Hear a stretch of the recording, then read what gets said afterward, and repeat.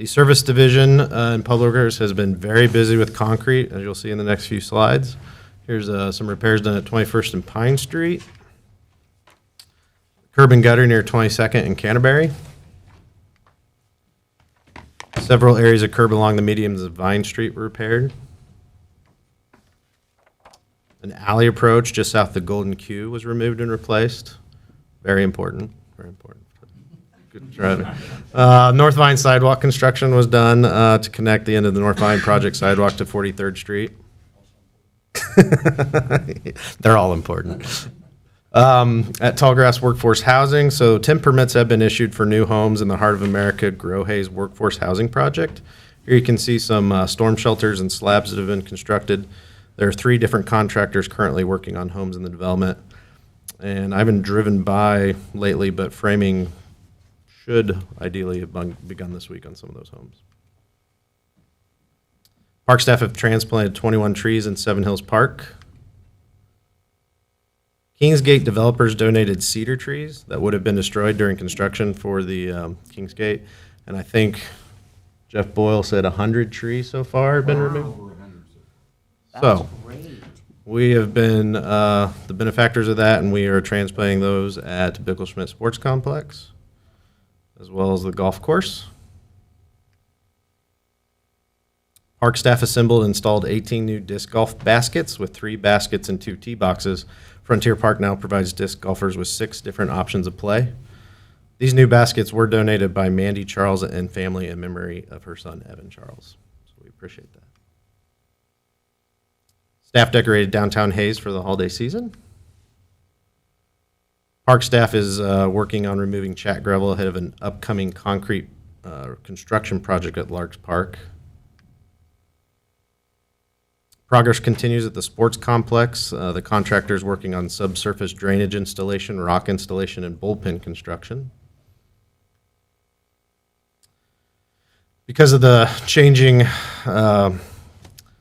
infield design on some of these, the irrigation lines had to be moved back. So you can see in the picture, the concrete lip is where the turf would end, and then moving back the irrigation. Patrol cellular modem installation. So this is part of the launch of the New World Public Safety software that the county and city are participating through CARES.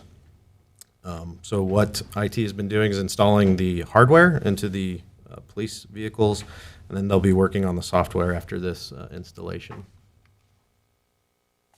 Members of the Hayes Police Department participated in No Shave November and raised over $1,200 for a local cancer organization, Your Voice Through Cancer.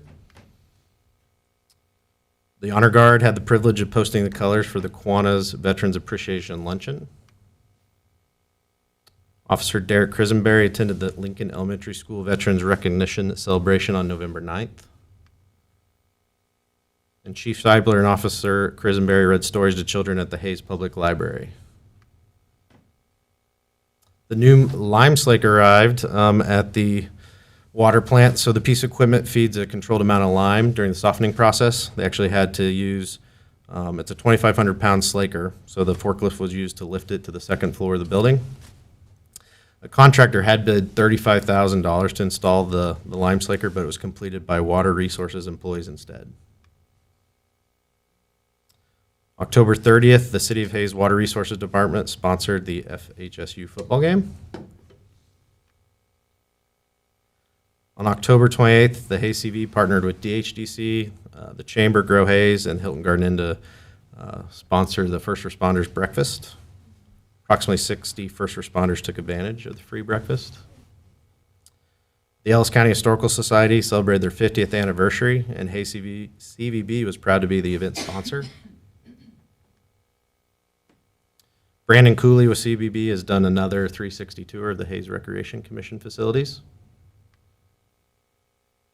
Brandon Cooley also created a new Shop Hayes for the Holidays video, and it's been distributed on various platforms.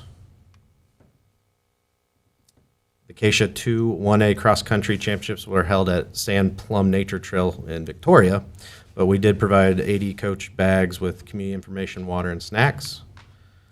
And then the 1A football championship was also hosted in Hayes, and we provided coaches bags and chamber checks for game officials.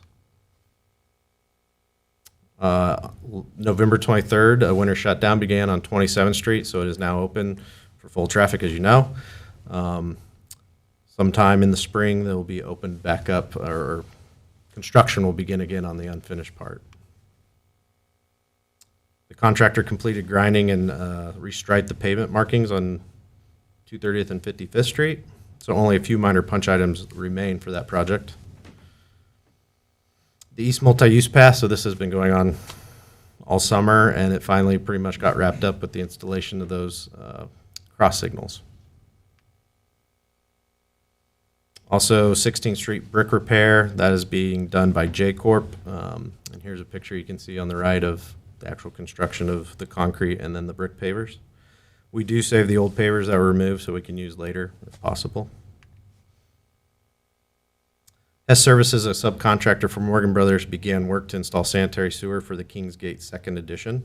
They'll add 22 new residential lots to the area.